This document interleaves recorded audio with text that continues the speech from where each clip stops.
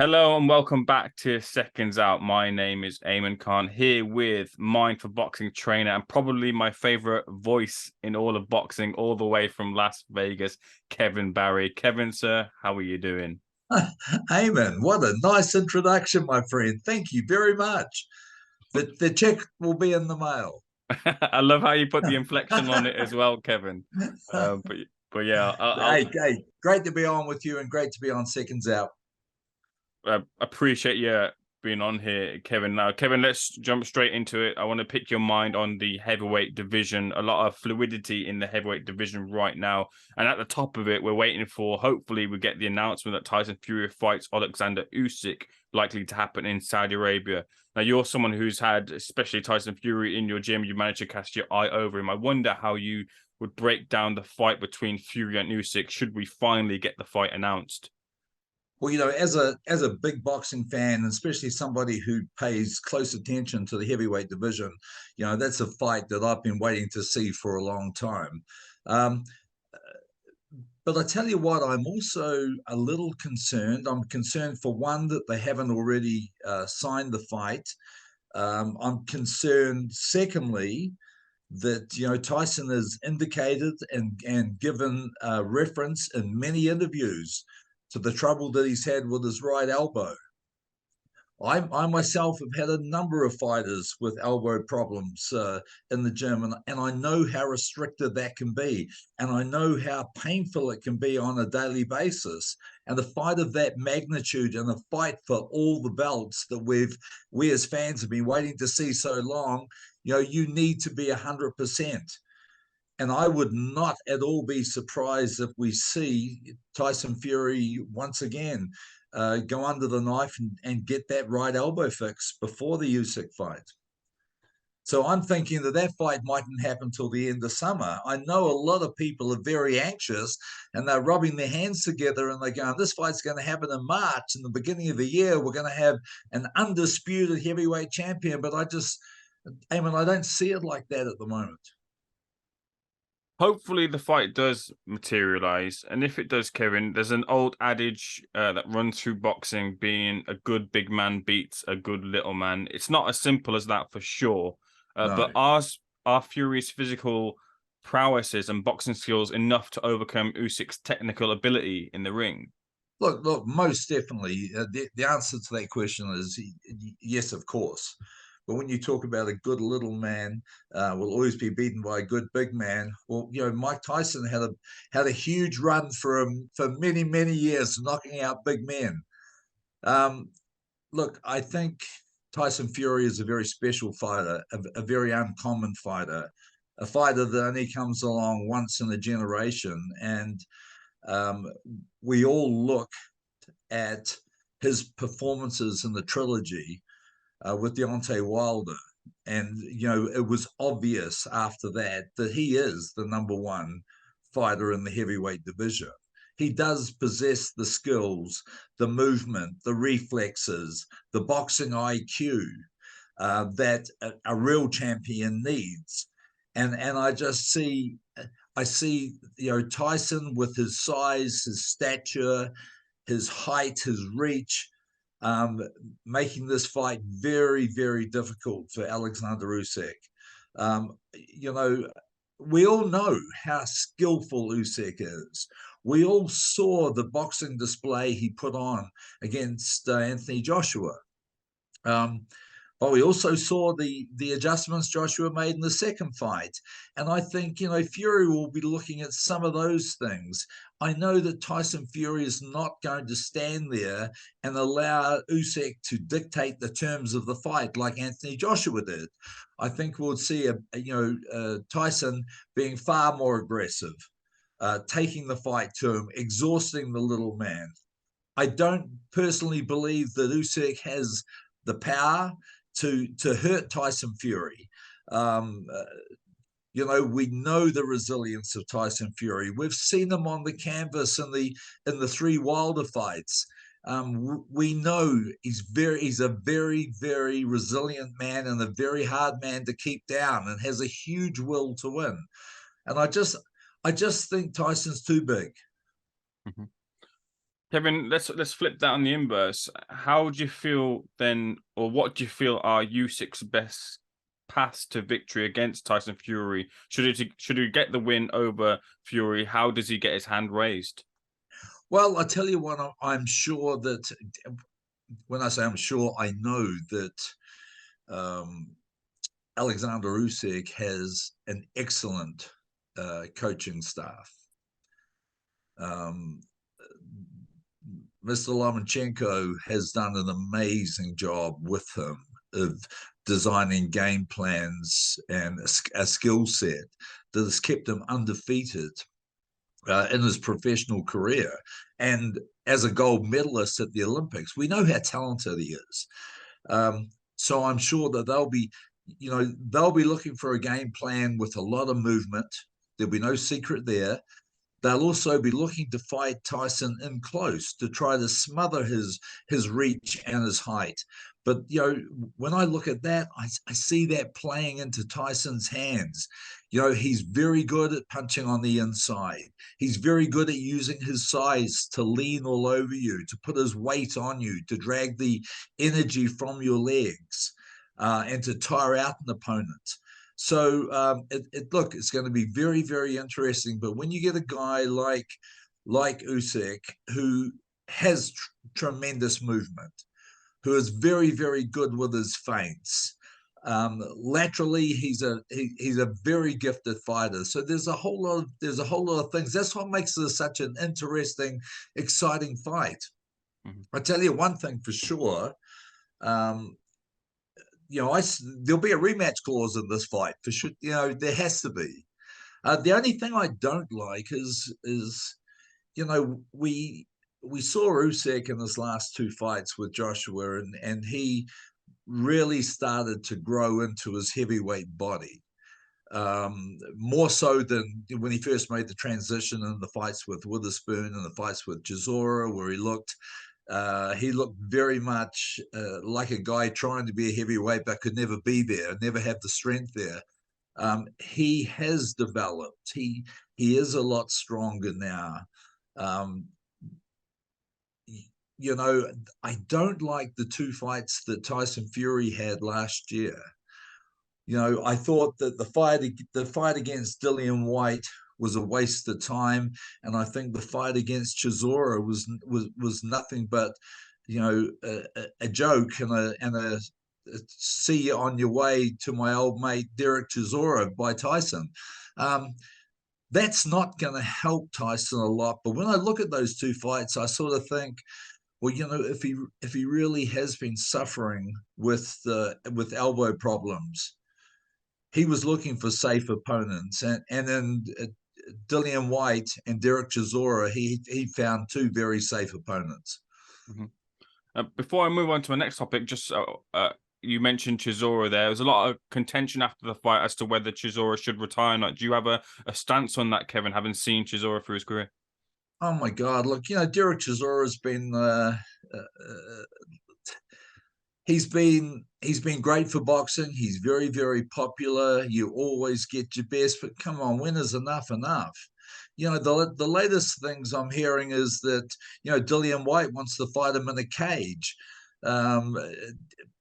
It's absolutely laughable that two guys like that, who are absolutely spent now and completely at the end of their careers and not a lot more to offer, are trying to reinvent themselves and to use the years and years of promotion and marketing and a lot of money spent on developing the profiles of these guys to exhaust it to the max by just never ever finishing a career. But while people are silly enough to keep investing and buying into these fights, that they will always be there. I'm also hearing that Chisora's name has been thrown around as an opponent for Francis Ngannou. Well, we know that if Ngannou's going to jump in and fight the likes of Fury and the baddest man on the planet, it would be very important that he actually gets in the ring with a boxer first.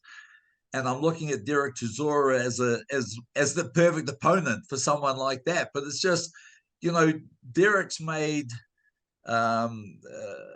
he's made his nest egg in the last 2 or 3 years. Now it's time for him to enjoy his farm. Kevin, you mentioned Anthony Joshua earlier in reference to his fights with Oleksandr Usyk. There is expected announcement, or maybe there won't be, about Anthony Joshua's new trainer, and that's expected to be Derrick James. Can you give me your 100%. thoughts on the link up with Derek? Do you think it's the right move for Anthony? Well, I tell you what, obviously he thinks it's the right move. Derrick James is a very good trainer, very experienced trainer. You only have to look at the work he's done with Charlo and the work he's done with Errol Spence, to know that the guy knows his stuff. Obviously, the Robert Garcia move didn't work. If they had felt the chemistry was there, he'd still be training him. But, Joshua has to feel comfortable in his surroundings. And if he feels, he's obviously had several meetings with Derrick James, and if he feels comfortable with him, I think he should give him a go. I would far sooner see him go to Derrick James than someone like Roy Jones. I think the far better fit would be an established trainer like that. I'm one of those guys where I was a big supporter of Robert McCracken's all the way through. I thought McCracken did a tremendous job. He made Joshua the fighter he is today. And when I mentioned before about Robert Garcia, look, I think we actually saw improvements in the second Usyk fight. And so a lot of that would have to be attributed to the work Robert did. But, we all know with fighters, as is the case with all athletes, sometimes it's not just results. It's you've got to have that chemistry. An interesting thing that gets talked about when AJ is ever about to have a fight, especially in the light of his last defeat to Oleksandr Usyk, is his mentality, especially with the actions that he took the mic and people had their comments about it. I wonder, it seems like at the top, the ability to keep your composure in and out the ring gets highlighted more at the highest level. Do you see potentially there being an issue with Joshua's composure? Look, I tell you what, I think there's been enough comments made about his behavior after that fight. I think we all cringed when we watched it. And I'm sure in many times since then, Anthony Joshua has cringed when watching it because he knows it's out there for people to watch forever and a day. I bet he wished he hadn't have said half the things he said. It was unfortunate that after a superior performance by Usyk that he didn't, that he wasn't able to keep the mic in his hand and actually thank the people that he deserved to thank. But that's history. Look, we know that with chemistry also comes, a mentality. And we know that Joshua was a very proud guy. I know he trained very, very hard for that second Usyk fight, and he gave every single thing that he had. But it just wasn't good enough on the night. So, I think he was feeling disappointed in himself. After not having a win for 2 years, I think Franklin's a perfect opponent for him. I think what we saw with Jermain Franklin in the Dillian Whyte fight was a guy who takes a punch very well, a guy who is going to bring it. He's going to come to you and he's going to fight. And I think a lot of people were actually surprised with the performance that he gave in that fight. And I think, look, I think Joshua and Eddie Hearn have made a really good decision there in fighting him. It's a guy that's going to make Anthony Joshua fight. It's going to be an exciting fight. And the fact that a lot of people think that he should have got the decision against Dillian Whyte. I thought he'd won the fight. I thought that, sitting there watching it, but I'm also well aware that watching a fight on television and watching it live is sometimes two totally different fights. But I thought White was very, very lucky to get that decision. And if Joshua is going to stick to the plan that they think they have in place and fight White later in the year, this is the perfect lead-in for it. Mm-hmm. You've brought me nicely to my next question and sort of half answered it as well. But what other problems do you think Jermain Franklin can cause to Anthony Joshua in this fight if we are to get it? Well, look, I don't think he is heavy-handed enough to do the damage that Andy Ruiz did. But I think that he is size-wise, he's big enough, and he will bring pressure to Joshua. I think Joshua is better suited to somebody who's going to come to him than someone who goes away from him. I saw up close in the Parker fight. When you move around him, he's not as comfortable as if you stand there and fight him. And I think there's no secret that Jermain Franklin is not going to be on his toes boxing using the whole ring. He's going to be throwing punches, and that's just what Joshua needs. Look, Joshua hasn't fought a fight that's not a world title fight since 2015. So this is a whole new deal for him, and I think it is extremely important that he looks good in this fight. If he's to be a serious player in the heavyweight division, and I believe he is very much a serious player in the division.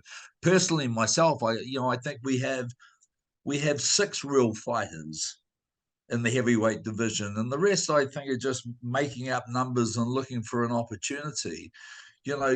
Obviously we've got Tyson and Usyk, we've got Deontay Wilder, Anthony Joshua, Joyce, and I believe Andy Ruiz. And I think out of those 6 guys, we have the best guys in boxing at the moment. And then of course, we have some young guys coming through. The standout has to be our American fighter, Jared Anderson. Now, Jared at 23 years old, I've had Jared in the gym. In fact, he came into the gym when he was an amateur to spar Joseph Parker. And holy hell, he was a handful then. I've seen him in my gym on multiple occasions sparring Tyson Fury.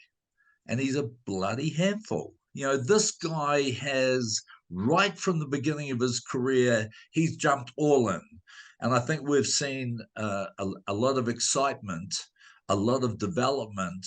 And I think the American boxing fans are very excited about the prospect of this young man at the age of 23, 13-0, 13 KOs.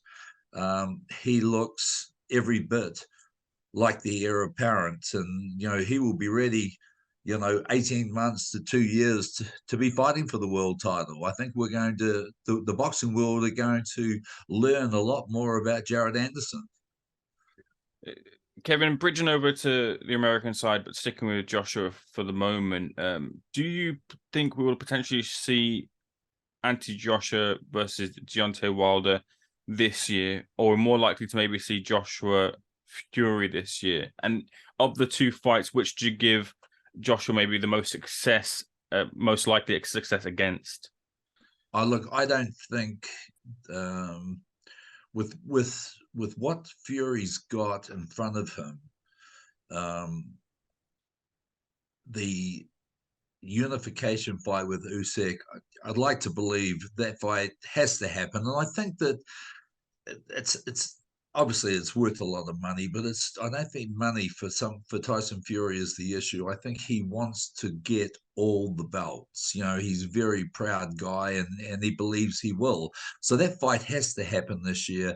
And don't be surprised if Ngannou is Tyson's. Like, that Ngannou fight may even happen before Usyk. But they'll be the two guys for him this year. He tried to make that Joshua fight. I think there's more chance of Deontay Wilder and Joshua sharing a ring together. But, obviously we've got, the WBC have mandated Andy Ruiz and Deontay Wilder for that fight. And I know from what Malik Scott's been saying and from what Wilder's been saying, they want to fight Fury again.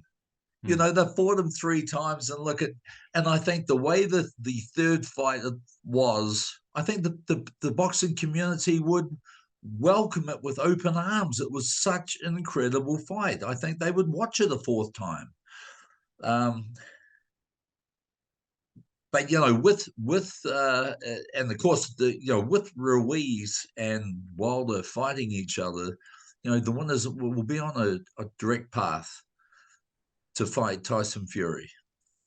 I see a lot of the boxing public picking Deontay Wilder in that fight. Could you break that down for me, those two, and who maybe you think will get their hand raised at the end of the night when those two clash, Wilder and Ruiz?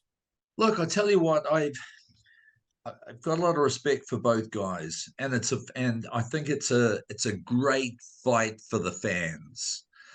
I was a little disappointed when with Andy's performance against Chris Arreola. I was very surprised, and I've known Chris since he first turned pro. And I've known Andy since he first turned pro. In fact, there was a stage where I was going to train Andy before I trained Parker. I'll just throw this in there. I told a lot of people at a press conference in New York that Andy Ruiz was much better than what people thought he was before he fought Joshua. So anyhow, I was disappointed to see him hurt and hit by Arreola in that fight. Sure, he came away with a good win, but Chris Arreola's got a lot of miles on the clock. He's had a lot of hard wars, and then Andy's second fight against Ortiz, I was very disappointed with Andy's performance.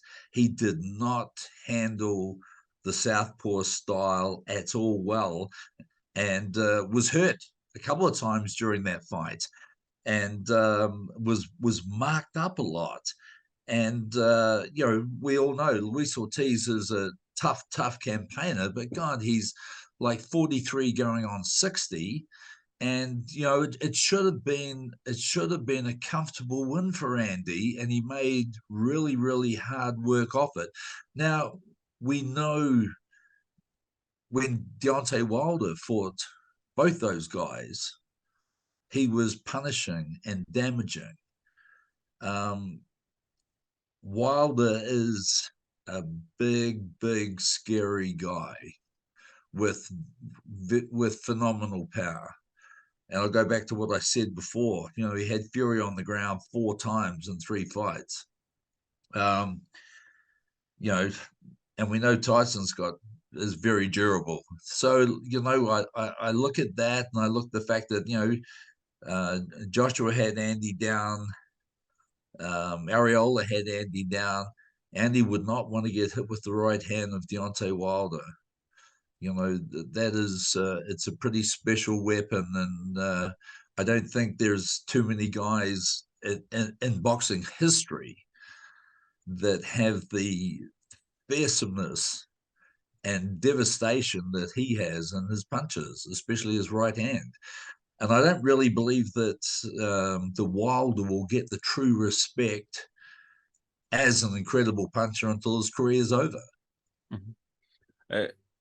Kevin, we're pushed for time, so I'll close out with a question, or maybe another if we can squeeze it in. But one person I want to talk about as well is Joyce, who's really kind of climbed up the ladder quite fast in the last few years, and he fought Joe Parker, a grueling affair, winning the affair for Joyce. It seems like he's now fighting Zhilei Zhang, who was in a really good affair against Hrgovic, and to a lot of people won that fight. I think he won that fight. I'll tell you what, and I was never a fan of Zhilei Zhang until that fight. He had obviously had stamina problems in the earlier fights in his career, and we sort of thought, like, after the fight goes 3-4 rounds, he's shot. He's stuck in there, and I thought that his stocks went up and Hrgovic's stocks went down in that fight. And Hrgovic has always had the reputation coming out of the amateurs as a very, very scary man. With you talk to fighters who fought him in the amateurs, and everyone says the same thing: the hardest they've ever been hit in their lives. And we watch him early in his career, and he seems to be dismantling guys and putting them away, but they never gave him the building blocks along the way. They just thought his power was going to carry him all the way to the top. There were no tests, there were no developmental fights, and his skills stayed the same. And I was entirely disappointed with his performance in that fight. And I think a lot more people were keen to enter the ring with Hrgovic, the mandatory contender in the IBF, than they were before the Zhilei Zhang fight. Talking about the Chinese fighter, it's a fight of a couple of oldies. He's 39 and Joyce is 37. But, Zhilei Zhang was probably his best career performance was the fight against Hrgovic.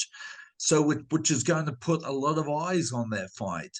The one thing about Joyce and his team, they don't dodge too many people. They just want to fight. And it's all credit to him sitting there as the WBO interim world champion. He's in the lineup to fight, to fight for the world title. But he's not going to tread water, and at the age of 37, he can't afford to tread water. So he's going after a name, and that's a pretty exciting fight. Mm-hmm. Kevin, final one, we'll talk about former charge Joe Parker. We've just seen him face Jack Massey, and he's on the route to hopefully getting a world title shot soon, maybe when the belts do fragment. What have you made of Joe Parker's recent outing? Well, I think it was very important. We all know how hard that Joyce fight was, and I remember saying to Joe when I was in New Zealand in June this year, that was a tough fight. And I think the putting the extra weight on and standing there and trading with him when your skill set is your movement and your hand speed and your combination punches, and you give all that away, was the wrong thing. I was very pleased to see after a very tough fight like that they gave him an easy fight against Massey. It was a fight on paper that should have been, I don't know, 2 or 3 rounds. And, I don't think, I think Joe's stocks did not do anything in that fight. I think it's important for him now to get back into the ring and to show that, no, I have got a lot more left. And, boxing is one of those sports that you can turn everything around with one fight. And I think right now it's important that, good matching is done with Joseph Parker. Because, going 10 rounds with a Jack Massey just doesn't do it for you. Mm-hmm. Kevin, I think we might have time for one more quick final one. I'll just Hey, I've had a few final ones from you. I think this is about the 4th final one. Just a final quick one. Daniel Dubois, someone we've had high hopes for, maybe faltering just a slight bit in recent outings. Have you cast your eye over Daniel Dubois? What do you make of Daniel's progress? Look, I think he's a very good puncher. He's got a good coach in Shane McGuigan. I was very disappointed in the Kevin Lerena fight, and I remember sitting there with my son Taylor, and I said, God, when he looked like he'd been knocked down, and I said, mate, it's his knee. I'm sure he's damaged his leg. And of course they came out afterwards and said that. But I mean, not a good performance. But the way he demolished Kevin Lerena, who's a pretty tough, durable guy with a very solid record, was very impressive. So, you tell me, was his leg damaged? Did he have surgery on his leg? That's the word right now. I can't Yeah, confirm but that, but we've been. I don't know either. But that's what I'm hearing. And if that was the case, then we can't really take too much into those first couple of rounds. But just sitting there watching it and watching him dance around to try to get his feet underneath him, and watching Kevin Lorena just follow him and not punch for a whole round was very, very strange. But the third round was a very impressive round. We've seen it before. The guy can really, really punch, and he's young, and I think the best is still to come with Daniel Dubois. Well, the best is yet to come is a great way to leave our conversation, because there's much more on the table. We can discuss that another time. Kevin, so glad to speak to you. I knew it'd be great fun to speak to you. Thank you so much for speaking to Seconds Out. It's been a real pleasure. Ayman, great to see you, mate. And let's not make it so long before we get together again. And all the best to your Second Out listeners. Appreciate you so much. Thank you again.